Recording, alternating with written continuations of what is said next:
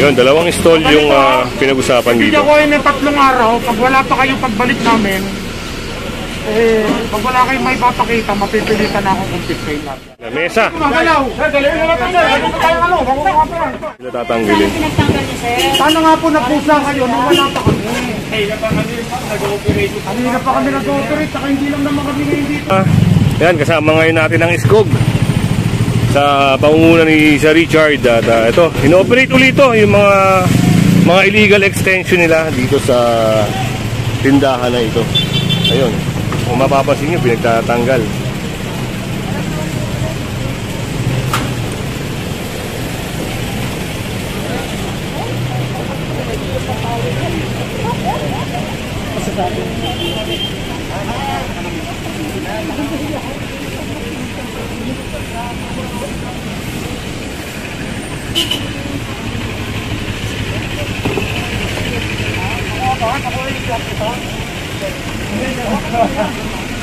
At parang papasok ata tayo doon. Tama natin si Sir Richard dito kung ano yung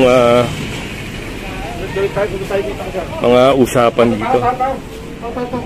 At ito ata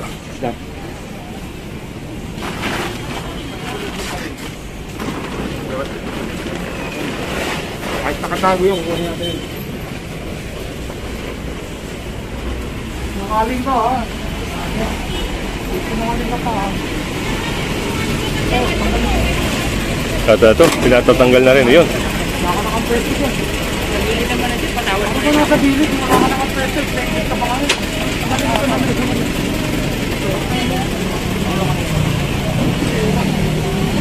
Yeah, sir. Ito po na, sir. Hindi na pwede ako. Hindi naman kami nag-iimpon sa sir. Hindi naman kami nag-ano, sir. At ito, sumobra na si Kuya Rito. Kaya pinapaatras. Dahil yung bangketa ay kailangan daanan ng mga tao.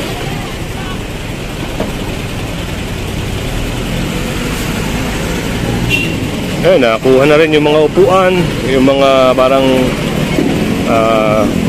pahingahan, no? At ito, kailangan ipasok, no?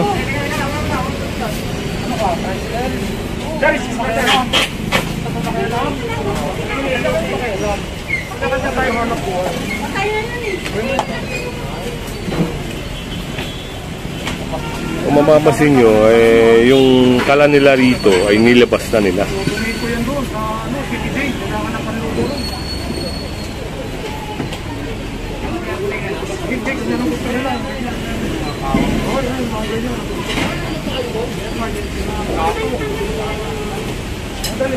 Pinermanent.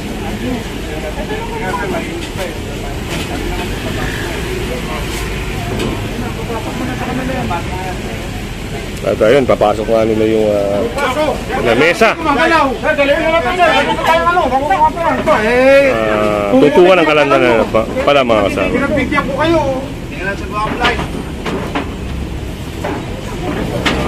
Picturean ko na yan, kasama ka lang. Dala ka naman kinumpista ko, yan lang. Hindi, paulit-ulit na lang tayo. Nakakasawa din, ha? Morning, Sir Richard. At maulan na operation doon, sir, ha? Oo. At tayo, rain or shine. Alam naman natin na mas kailangan ng tao ngayon, tag-ulan ng sidewalk. Yun, mga kasama. At ito nyo yung mensahe ni sir, no? Rain or shine operation, no? Dahil mas kailangan ng taong bayan yung sidewalk. So, yun. At yung mga trapal dito ay na-clear na. So, sunod lang tayo sa team ni sir, no? At siyempre sa task force. At yun, yung alam na natin, bangketa, siyempre, no, nakaharang. Yan, sasakayan. Yun, yung mga halaman dun, sinabihan na rin sila ni sir, no, na itabi. Dahil kung hindi, kasama rin siya sa may sasakay.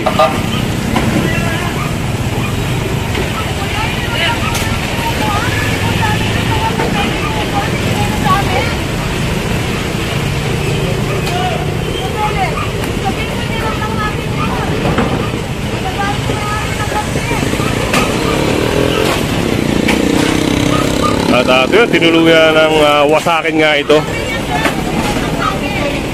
Tinanggal na yung mga payong.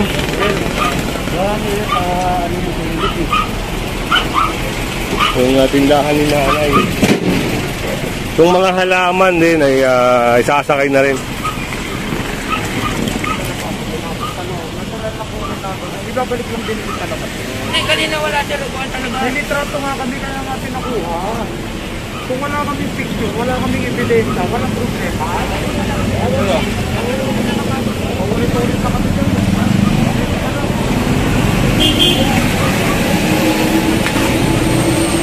So yun, at nakukuha na yung mga halaman, no? Naisakay na.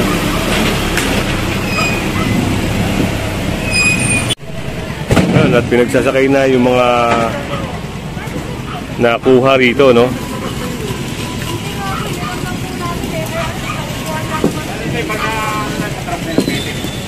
Wala po yung people na ay, kanina pa sana yung dumating na kayo. Hindi nga po namin alam na kinuha ninyo eh. Tuto ko na yung soft drink.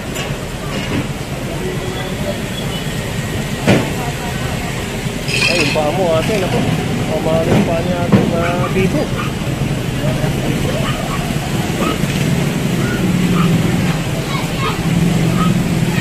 At sunod tayo ron.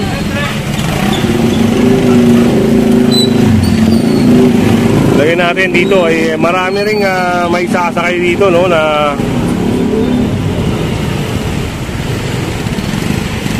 mga nasa kalsada na, mga nasa sidewalk.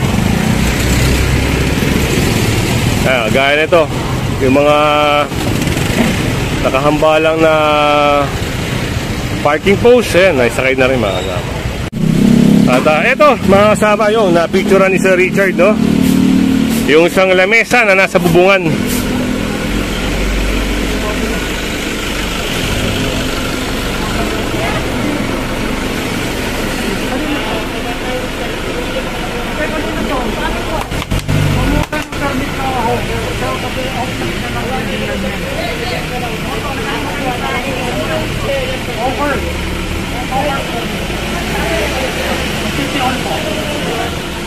Pero ako siguro ang barangay yung binibigay mo, clearance lang.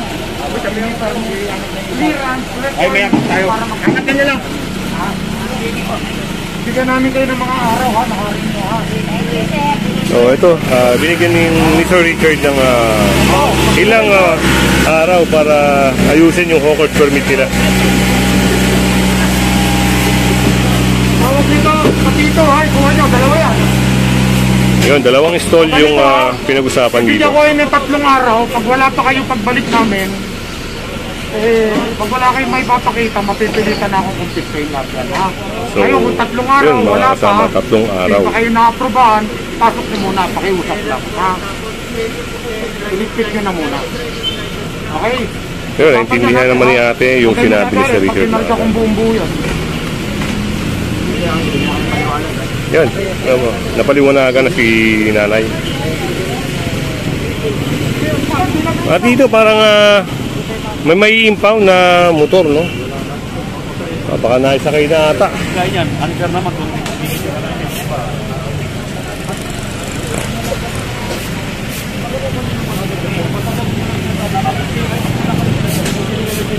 tignan natin, baka nandito yung na-impound. Sir, ito yung ano? Yung sa babae? Yung doon? Yung na-impound. Ito, itong tricycle? Bakit sir? Walang ano? Walang lisensya. Ito mga kasama, wala palang lisensya yung driver nitong tricycle na ito. Kaya yun, na-impound. At si Sir Pabor ang nag-ticket sa kanya. Dito mga kasama, may mga pag-uusap. Ayun, natikita na pala. Natikita na pala itong parang paint shop na ito. At parang environmental na magiging problema kasi kita nyo, ayan na dito na nila minsan natatapon yung pintura. Ayan, papakita ko lang, no? So yung mga ganito pag natitikitan 1,000 po ata yung magiging penalty nila. Si Sir Julius na yung magtitikit na.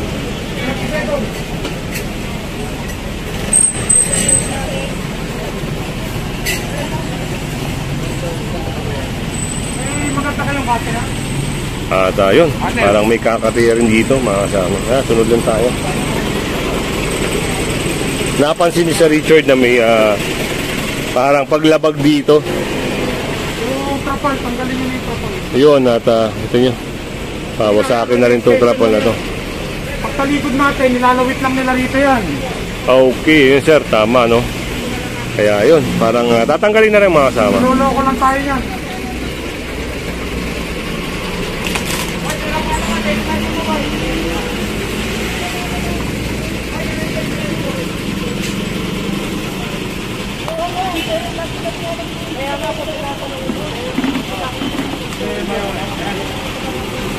May nagagalit doon, puntahan natin yung mga nagagalit.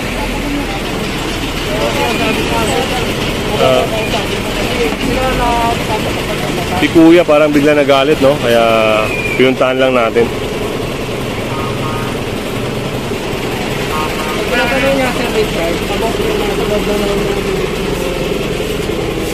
Yung guhit kasi, hindi isa for merchandise purposes. For parking purposes. Yung guhit na yun, kailangan wag sila lumagpas doon. Pwede sila magpa-parking dito lahat. Pero hindi para sa mga illegal display yung merchandise. So yun, at naliwanagan na rin yung mga kasama natin, no? Yun, kita nyo, yung trapal na yun ay natanggal na rin. So punta na tayo dito dahil si Kuya at ay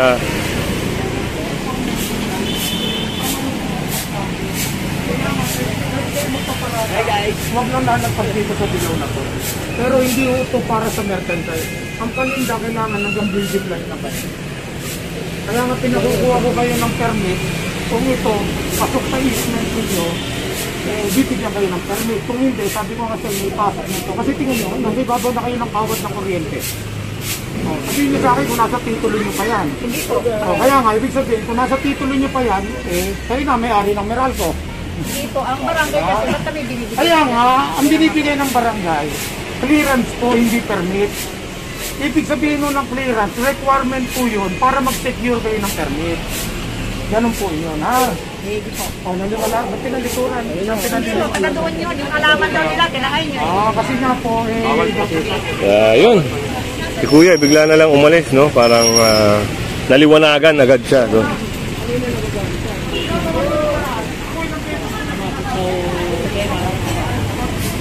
Ayun, natikitan na rin si Kuya. At ito, dahil sa natanggal yung kabilang lona, ito sila nanay, nakikiusap. Pero ang sabi ni Sir Richard, magiging unfair sila kung hindi sila tatanggalin. sana nga po napusa kayo, nung wala pa kami. Kanina pa kami nag-ooperate, saka hindi lang naman kami ngayon dito bumalik eh. Hindi na kami nagpapakain. Pabalik-balik na nga kami, hindi pa kayo nagsasawa eh. Hindi na kami nagpapakain dyan eh. Tapos ganyan pa rin kayo. So, wala naman kayo talaga magkarapatan magpakain dito. Bawal sa loob, bawal sa loob, sabi nyo. Ano bawal sa loob? Sa bangketa po tayo. Kaya nga po, bawal nga po dyan eh. Kaya dito eh. Nakasupi naman po. Hindi nga mo, sabi niya pag wala kami, ipupukan yan eh. Hindi na may pupukayan sir. Hindi mo, Umulan lang sir, umulan lang. Kaya dito ka namin yan. ito nga, dito kami, pag wala kami, ipupukan yan. At ayun, kita nyo yung tao ni Sir Richard. Talagang alam na rin, no? Alam niya na rin yung trabaho. Kita nyo, siya na rin nagpapaliwanag dun sa mga tao dito.